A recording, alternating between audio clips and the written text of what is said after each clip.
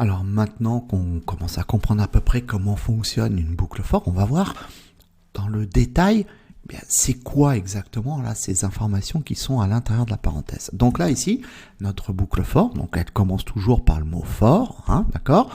Elle a une paire de parenthèses et elle est suivie d'une paire d'accolades. Ça, c'est la base de la boucle for. Donc, dans la paire d'accolades, qu'est-ce qu'on a? On a l'instruction que l'on souhaite répéter. Voilà, tout simplement. Là où les instructions, il peut y en avoir plusieurs, importe peu. Alors, vous voyez que sur le fond, hein, quand j'avais mon if, hein, vous vous souvenez, hein, vous voyez, c'est exactement la même chose. Donc là, du coup, on n'est pas perdu sur la forme. Alors maintenant, qu'est-ce que j'ai dit? À l'intérieur d'une boucle for, vous voyez, il y a 3 éléments. Et ça sera toujours pareil. Le premier élément, c'est quoi? En fin de compte, donc je vous ai dit, hein, la boucle, c'est quoi? C'est un compteur. Donc, qui dit compteur, dit chiffre de départ, chiffre de fin. Donc là, ici, le départ, c'est, on va dire que par exemple, c'est le début du compteur. Ça, c'est la première information qu'il y a du compteur. Comment j'ai écrit compteur, moi? Oula, du compteur. Voilà. Ça, c'est la première information qu'il y a au sein de ma boucle for. Donc, c'est le début du compteur. Attention, je n'oublie pas, il faut un point virgule. Ensuite, deuxième information, c'est quoi? C'est la fin du compteur. Donc, fin du compteur. Voilà. Plus un point virgule. Et la dernière information, c'est quoi? C'est ce qu'on appelle l'incrémentation. Voilà. Alors là, ici, quand j'écrirai une boucle for, je mettrai toujours dans ma paire de parenthèses le début du compteur, point virgule, la fin du compteur, point virgule, l'incrémentation. Pas de point virgule. Si je mets un point virgule, ça ne marchera pas. D'accord? Ça, c'est la base, la théorie. Voilà comment on fait pour écrire une boucle for. Alors, qu'est-ce que c'est que l'incrémentation, etc. Bon. Alors ici, qu'est-ce que je dis? Je dis début du compteur. Donc le début du compteur, qu'est-ce que c'est qu'un compteur? Je rappelle, si j'ai un compteur, ça veut dire que forcément j'ai un chiffre de départ, forcément un chiffre de fin. Donc là, j'ai dit le début du compteur. Le début du compteur, ça veut dire que j'initialise une variable et je lui donne un chiffre pour commencer. Voilà, si je reprends ce que j'avais fait ici, j'avais écrit $i égale 1. Alors encore une fois, je l'ai appelé $i, je pouvais l'appeler comme je veux. Peu importe. $toto, si ça me fait plaisir, c'est moi qui décide. Donc là, je lui ai dit, voilà, je définis donc une variable pour mon compteur qui sera $i. Et pour le début, je veux qu'elle commence à 1. Donc ça, c'est le début de mon compteur. Ensuite, il faut que je lui dise combien de fois je veux que, jusqu'à combien je veux que mon compteur s'arrête. Moi, je veux que mon compteur s'arrête quand il sera arrivé à 5. Alors, j'écris donc la fin de mon compteur, donc pour ma variable $i, je lui dis inférieur ou égal à 5. Donc, tant qu'il est inférieur ou égal à 5, eh bien, il va m'écrire, il va répéter l'instruction. Et enfin, l'incrémentation, donc $i++, en fait, je reprends mon compteur et là, je l'incrémente. C'est-à-dire qu'en fin de compte, je lui donne une valeur supplémentaire, AI. Donc là, ça veut dire quoi? Ça veut dire que quand je commence, ici, $i vaut 1. Donc ici, mon compteur, il vaut 1. Donc s'il vaut 1, il m'écrit mon instruction une première fois. Ensuite, comme c'est une instruction, ça c'est l'interpréteur qui va fonctionner comme ça. Il va revenir dans la boucle. En fait, l'interpréteur, il tourne en boucle. Il revient tout le temps. L'interpréteur PHP. Donc là, je vais enlever ça. L'interpréteur PHP, il fait quoi? Il arrive ici, il voit l'instruction for. Ah, il dit, ok, je sais que c'est une boucle. Donc là, le début de la boucle. D'accord, la boucle elle commence à 1. D'accord. Jusqu'à quand la boucle va tourner? La fin, quand elle vaudra 5, d'accord, ça c'est la boucle va tourner jusqu'à temps que ça vaille 5, d'accord. Et là, l'incrémentation $i++, ça veut dire que, en fait, je vais compter ma boucle grâce à $i++, grâce à ça. Et donc, une fois que j'ai compris ça, je rentre dans mes accolades et je vais exécuter l'instruction.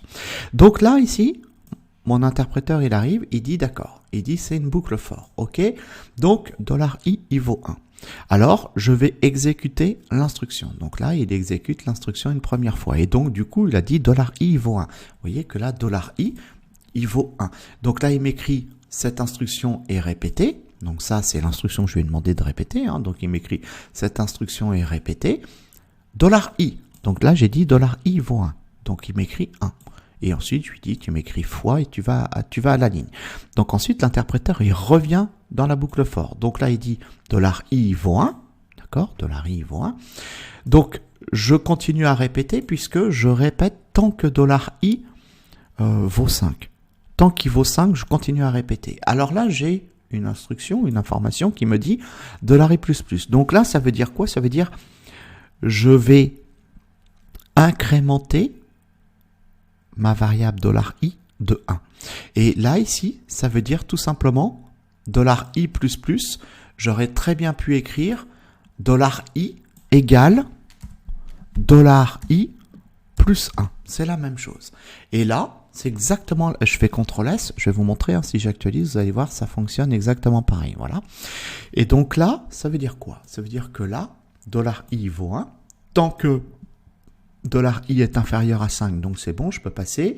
Donc $i vaut 1, donc on a dit il vaut 1, d'accord? 1 plus 1, donc du coup, $i vaut 2.